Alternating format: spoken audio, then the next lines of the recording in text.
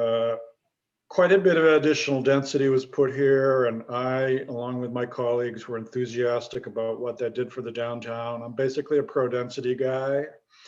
My earlier books are all about the advantages of density and what it does to promote walkability and diversity of potentially diversity of incomes and access to commercial services and so forth, in making for a more sustainable city. However, the one thing it hasn't done in Vancouver is to make housing more affordable. And I was disappointed to come to that recognition myself over the years. And I had to reverse my opinions about would adding new density to a city create a situation where housing was more affordable, and reluctantly concluded that that wasn't the case. And that's going to be the central issue of my discussion today. Because in Vancouver, during this period of great density increases throughout the city, and particularly in the downtown, the graph makes it abundantly clear with the blue line, which indicates the number of years that the average wage earner would have to save in order to afford the average house in the city of Vancouver. Just since the 90s, when I arrived, that went from a need to save for 11 years to 3 times that much, 29 years. And in the city of Vancouver, the brown line indicates inflation in inflation adjusted terms, the average wages, which have been incredibly flat during that same period. So the evidence has become so clear that even I could not ignore it after a while, that adding density for whatever sets of reasons didn't help on affordability. So in my academic career, I started to do some real soul searching and investigation of why that might be, and that'll be the subject that we're talking about here today. And it's all compiled in this book, Sick City, Disease, Race, Inequality in Urban Land. And just tangentially, I'll mention the feature, the important feature of this book on Sick City is that it charts how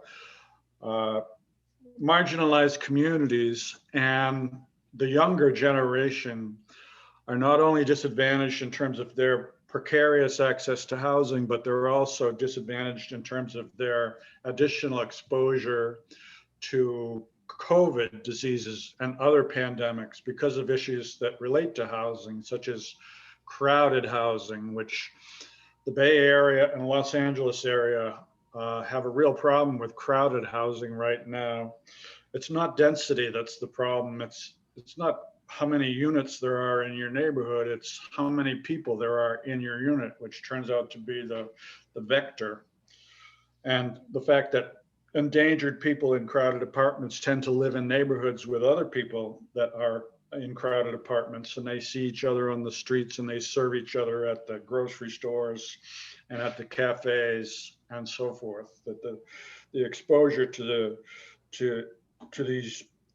the community which has these issues, which are fundamentally rooted in unequal access to affordable housing, is the real disparity, explains the disparity between people who live in other neighborhoods who have access to affordable housing or have lived in those houses for a long time versus people who don't.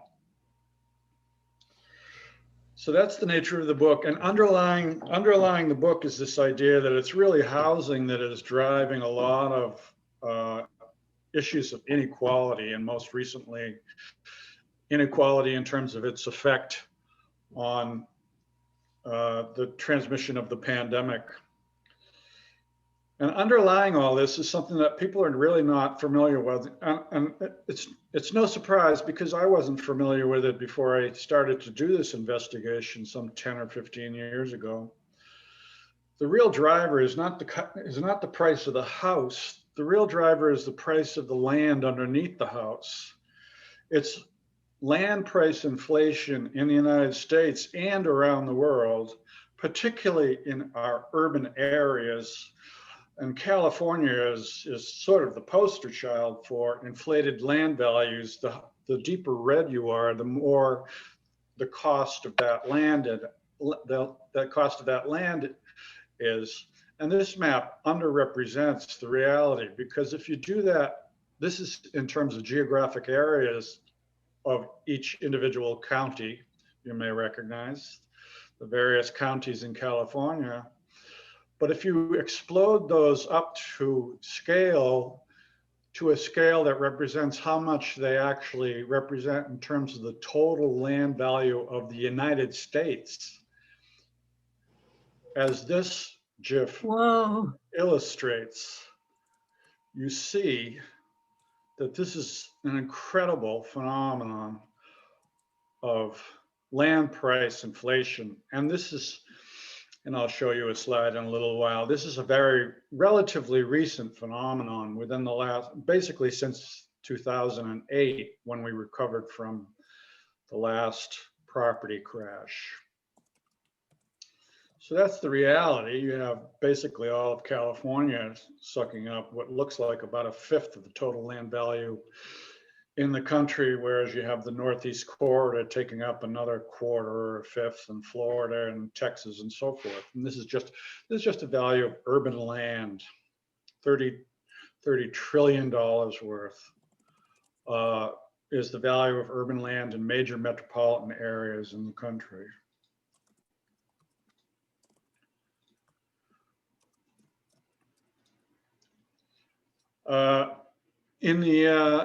Just in the LA Basin, this is one from the American Enterprise Institute, not a think tank I usually resort to, but in this case, quite a valuable set of investigations that shows in the LA Basin that this, a little bit of it takes a bit of explaining. This particular map is showing you that the land portion of real estate has been an increasing portion of the total real estate value of any particular parcel. And it's important to make this distinction that there's a difference between the land value and the building value.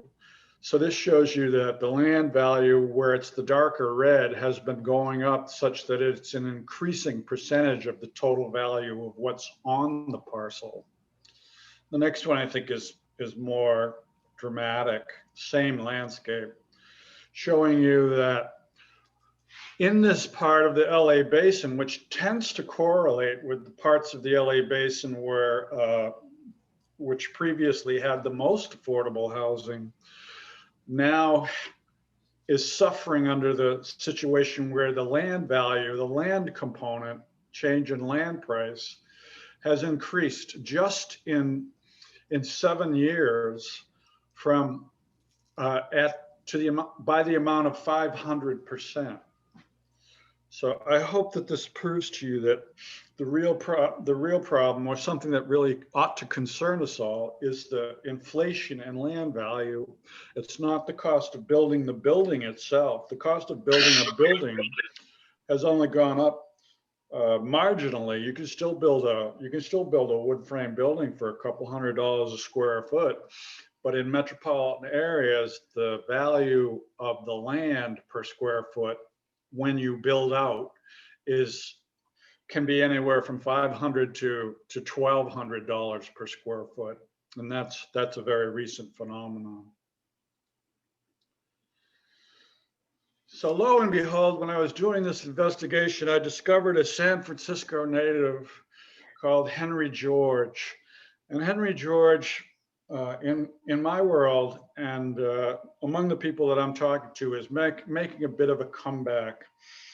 He wrote a very important book back in the late 1800s called Progress and Poverty. And during his lifetime, he was more famous than Mark Twain.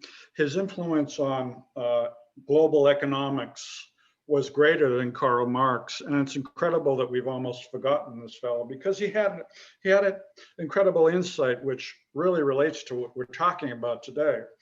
His insight came from living in San Francisco and then traveling to New York on occasion. And at first he couldn't figure out why it was that New York in the late 1800s, obviously a very wealthy place, also exhibited poverty.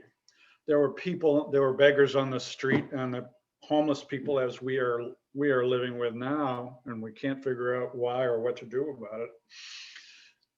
And he asked the question, why is it that New York, with all this wealth, has so much obvious poverty, and San Francisco doesn't? At that time, in the late 1800s, San Francisco did not have any evidence of poverty.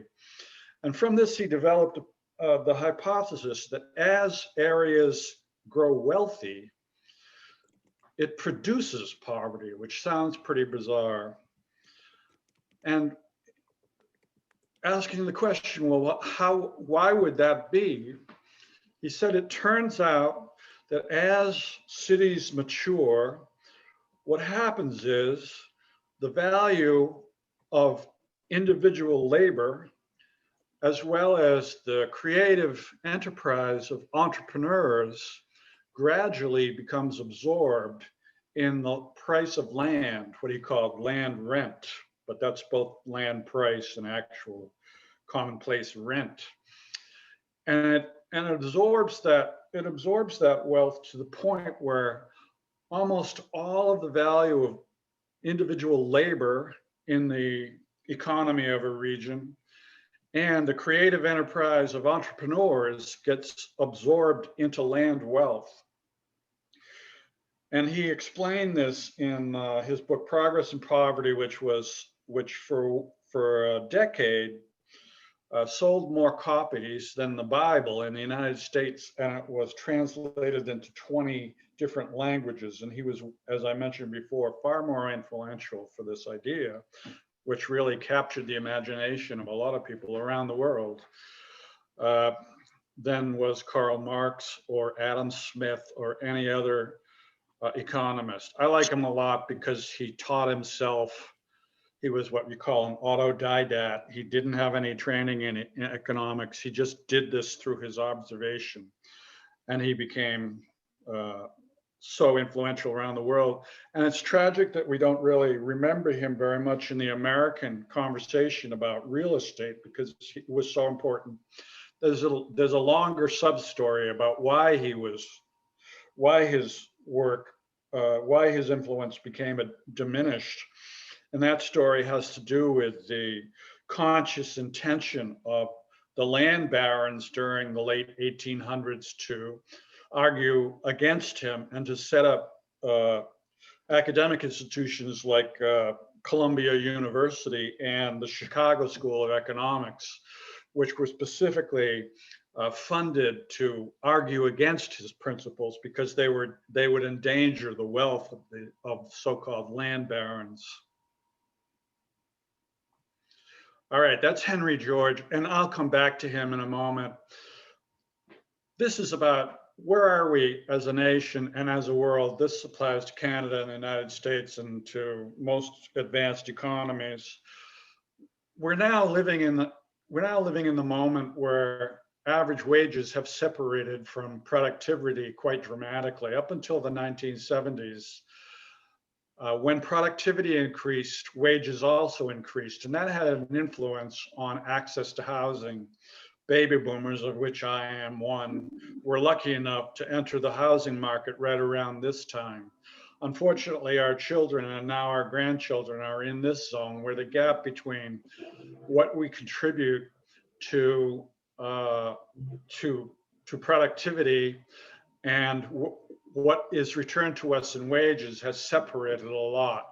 And what happened to all that value? If you accept what I've said about Henry George, all that excess value, or much of that excess value, gets absorbed in land price, which is my argument here today. How is that evidence? Well, here's a kind of obvious graph that shows you from the 1960s to contemporaneously. The blue line is average home prices throughout the United States against average wages. And you can see that there's been a 200% increase in the average home price across the nation. This is not just California, across the nation.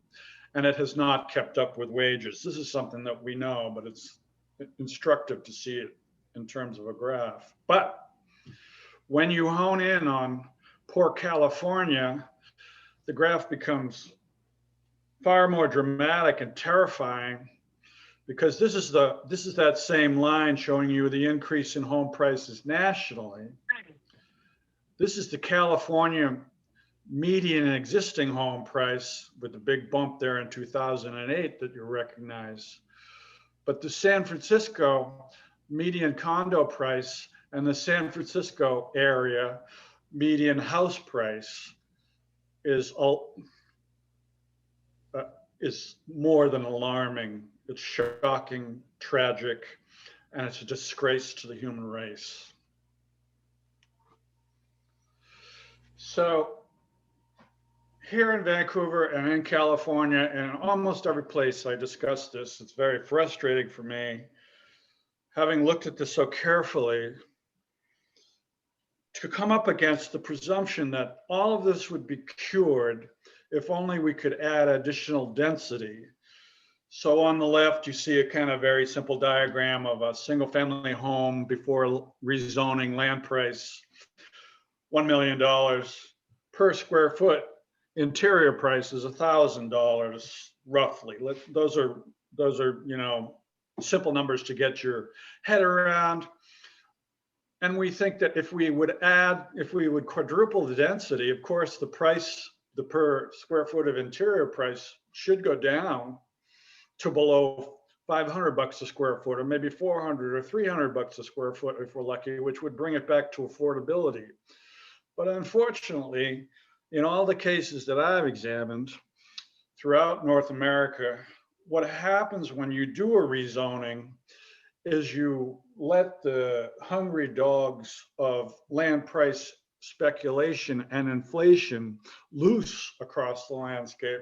So the only beneficiaries, or the largest beneficiary of an upzoning with the intention of enhancing affordability, unfortunately, it doesn't do that.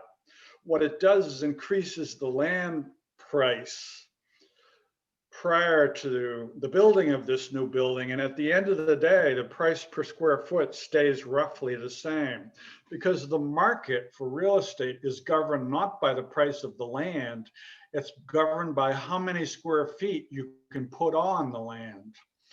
And if you increase the number of square feet that the public sector allows to go on that land by a factor of 4, you're going to come close to increasing the purchase price of that land by a factor of 4, with no benefit to the presumed beneficiaries, which would be the people you want to house. Now, this is not a new problem. This has happened around the world, and various countries and periods in history have tried to deal with it in various ways. The most successful of them was Vienna, which had a similar issue of overcrowding and a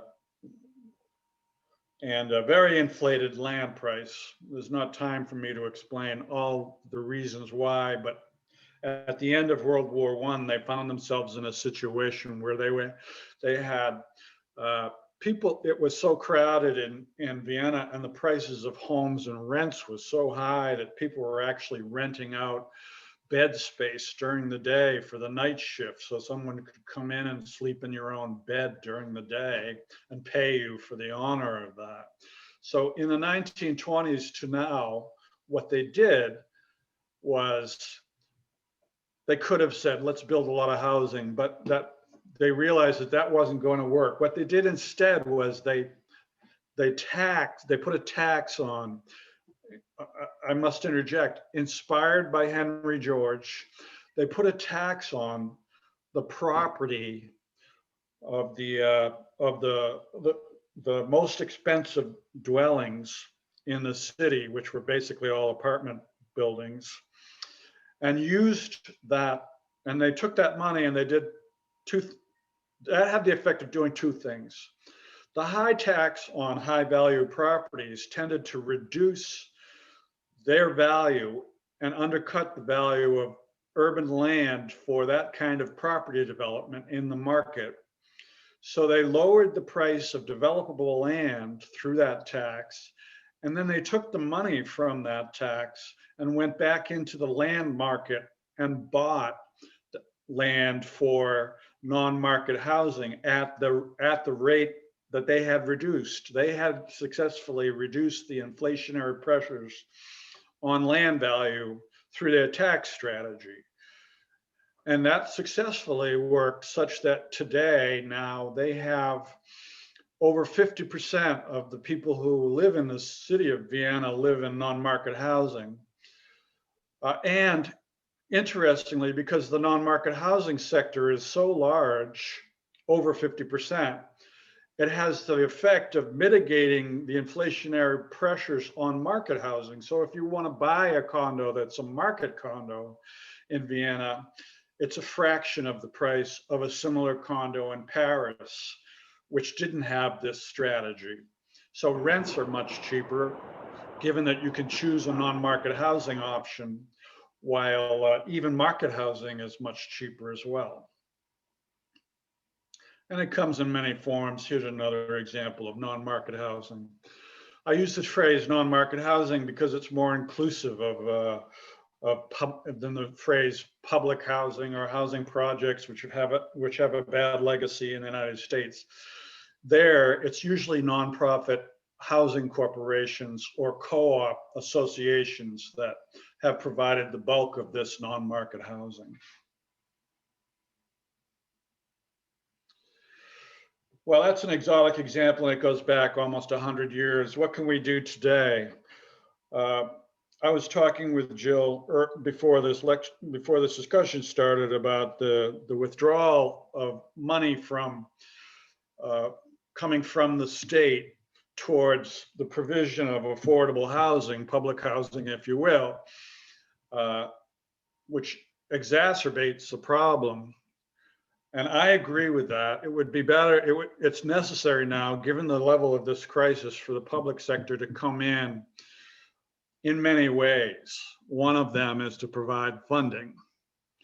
On the other hand, there's a possibility or a probability that if the public sector comes into the land market with many, many tens of billions of dollars necessary to fix this problem, those taxpayer dollars are going to go in largely to the pockets of land speculators. They will feed the beast rather than reducing the problem. So I favor strategies that are initiated at the local level, that are patterned on the ideas that Henry George initially put out there and that were taken up by Vienna, which is to attack the problem where it exists. And the problem is the price of urban land. And there are actually constitutionally legitimate ways to do this in the United States. There are various strategies, which I outline in my book for doing this, to use the ordinary planning tools of development taxes and zoning controls to manage the price of land and to stream what would otherwise be speculative value increases into social benefit. And the social benefit we're all interested is obviously housing our sons and daughters and people who want to live and work in our cities, which they're currently all at risk. So the example of the many that I will provide for you is Cambridge, Massachusetts, which only a few months ago came up with a strategy which I would recommend to you all, called their affordable housing overlay. And what they did was basically they designated a new zoning rule, in effect. It's called an overlay because it covers the entire city. And it says, this overlay doesn't change the existing zoning at all. So if you want to do what you're doing in your single family home or whatever, go ahead, that's fine, or on your street or in your apartment building, that's fine. But if you want to have a density increase, you can do that, but only in return for ensuring that 100% of that new housing is affordable forever, pegged to median income levels. So there has to be housing agreements, or there has to be a nonprofit housing provider or something like a housing co-op that would be willing to make that guarantee. And if they guarantee that, they would get the additional density. Now, why is that important? Why it's important is because such a strategy disciplines the land market. And this idea of disciplining the land market is my key message. Right now, we're not successfully disciplining the land market. We are basically saying, in the case of the California law that you're quite concerned about, we're basically saying we think that if we add additional zoning, that will solve the problem. That's not disciplining the land market. That's basically feeding the inflationary pressures on urban land value. When you do that, you have signaled the land market that the value of this land is going to go up and up and up. And certainly it does. The evidence that I've shown today suggests that that is the case. And that by adding density, you cannot provide enough. And this is a fundamental point. I have come to believe that there's no way possible for you to, under present global economic circumstances, for you to overwhelm demand for land value with supply. And the evidence of Vancouver is very strong in this respect, that adding supply, which is really increasing the capacity of land to hold that supply, only increases land value to the benefit of land speculators. So those of you who are listening, who want to make a fortune, my suggestion is you get into the land speculation game, because that's where all the money is. It's not the developers who are the problem here, it's the land speculators. Developers are often also land speculators, so that's true. And if you look at the most successful ones are the ones who make their profits on land speculation, which can be 100% as opposed to 15% on just developing the building. So that's the Cambridge model. That's what they did.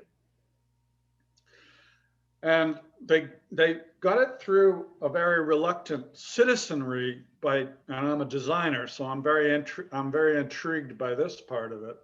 They got it through a reluctant citizenry by a 3-year process of really looking carefully at the existing housing stock, such as a building like this was a traditional form in their community, and trying to understand how additional density could be brought in. So if you are one of those people, one of those corporate entities that agrees to do this kind of housing at 100% affordability, you also are required that it be in a form and of a character that is suitable to the neighborhood within which it is inserted. This is very different than our history of housing projects in the past. As you know, they didn't have any sensitivity to existing neighborhood character. They built tall buildings and they eventually, a lot of them had to be blown up because they were horrible places to live. So the Cambridge model is incorporating an understanding of the violence that can do to a community as part of their strategy. And it wasn't easy.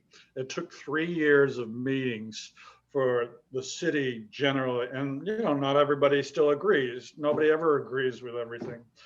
But the majority of the people in the city agreed with it. The majority of the city council voted for it. And the majority of that city council was returned to power at the next election indicating that there was an appreciation for the value of this strategy. And politically, I think the value of the strategy is the insistence that this, if you're going to add density, it has to be affordable to my kids or the guy that stocks the grocery shelves down the street or my barista or my taxi driver, all the people who make a city worth living in.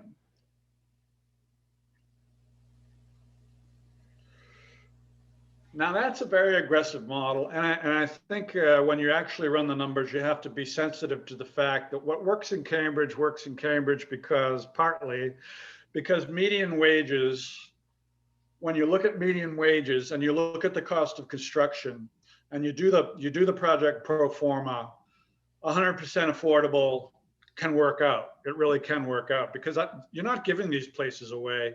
They're still going to be charging $1,500 for a one-bedroom apartment or something like this. This is not free housing, so the numbers have to work out. And it's important to note that their strategy does not require public subsidy except for a proportion of the housing. 30% of that housing goes to people on Section 8 vouchers.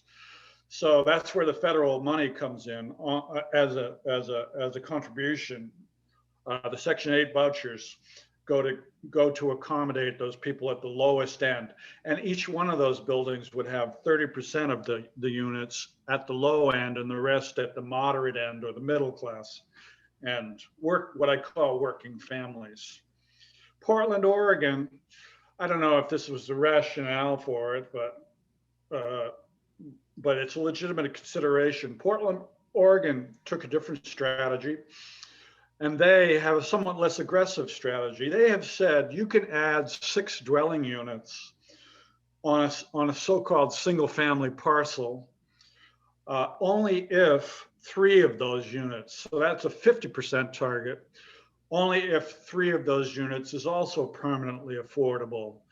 And again, that would be through a housing agreement or by the units actually being owned by a co-op association or a non-governmental housing, a charitable housing provider. This just happened within the last 9 months.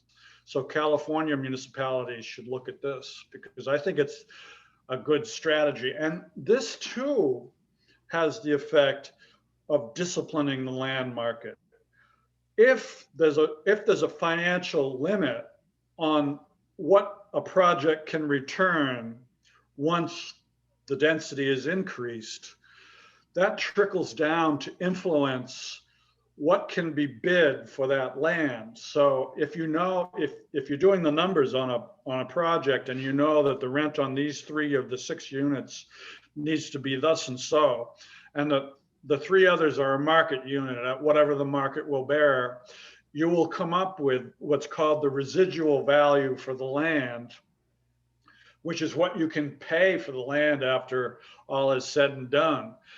And if that's done consistently over time, this is of course the theory, and we'll see how the execution of it plays out. If that's done over time, those people who are, I have no better word than speculator, but people who are offering land, making land available for projects, will recognize that there is a limit to what I can ask for. This changes the land market, and that's what I mean by saying disciplining the land market. Again, to underline a point, why is that important? At the municipal level has most of the power in North America to either ratchet up land value through increasing allowable density or not. And we do this all the time. The land value of urban areas is consistently controlled by our zoning efforts and to some extent through our development taxes. We should use that strategically in the way that Cambridge and Portland have used it to produce affordable housing that does not require tremendous taxpayer subsidies. Rather, it prevents the speculative gains passively acquired by land speculators. And this is the modern way to use the principles that Henry George espoused in the late 1800s before we had the tools of zoning. Zoning tools didn't come in until the 1920s. And the Supreme Court in the 1920s and 30s agreed that it was constitutional for municipalities to put limits on the profitability of land for the public benefit. And more recently, the Supreme Court has decided it's legal for municipalities to insist on affordable housing as a condition of permit approval. So there are no legal impediments anymore to what I'm talking about. In fact, there's a long tradition of jurisprudence that suggests that this is perfectly appropriate tool for municipalities to use. And what's beautiful about it is that it really doesn't require taxpayer subsidy. The logic of it is that you're just managing the land resource in ways that are constitutionally allowable towards a social benefit, which is to make sure the people who live and work in your city can afford to live here. And that includes our sons and daughters.